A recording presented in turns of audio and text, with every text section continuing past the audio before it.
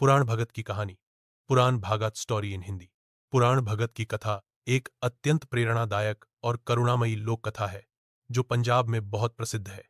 यह कहानी प्रेम, त्याग, ईश्वर, भक्ति और न्याय के लिए संघर्ष का प्रतीक मानी जाती है। कहानी बहुत समय पहले की बात है। राजा शंकर दत्त नामक एक प्रतापी राजा लाहौर पर शासन करता था। उसकी दो रानियां थीं। पहली रानी से उसे एक पुत्र हुआ जिसका नाम पुराण रखा गया। पुराण बचपन से ही धर्मात्मा, शांत स्वभाव और ज्ञानवान था। राजा की दूसरी रानी लूना बहुत ही रूपवती थी, लेकिन स्वभाव से बहुत ईर्ष्यालु और चालाक थी।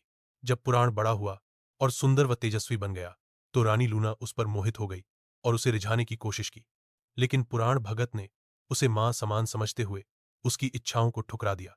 अपमानित होकर रानी लूना ने राजा के पास जाकर झूठा आरोप लगाया कि पुराण ने उसका अपमान किया है। राजा शंकर दत्त क्रोध में अंधा हो गया और बिना सच्चाई जाने उसने पुराण को राज्य से निकालने का आदेश दिया। कुछ कथाओं में यह भी कहा गया है कि राजा ने उसके हाथ पैर कटवा दिए और उसे जंगल में फेंक दिया। भक्ति और चमत्कार।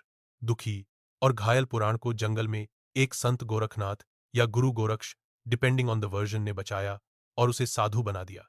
समय के साथ पुराण ने एक कठोर तप किया और सिद्ध बन गया। वह पुराण भगत के नाम से प्रसिद्ध हुआ। उसकी भक्ति, ज्ञान और सेवा से लोग प्रभावित हुए। कुछ वर्षों बाद राजा को अपने किए पर पश्चाताप हुआ और उसे सच्चाई का पता चला। वह पुराण भगत से माफी मांगने गया। पुराण ने सब कुछ माफ कर दिया और उसे क्षमा कर दिया।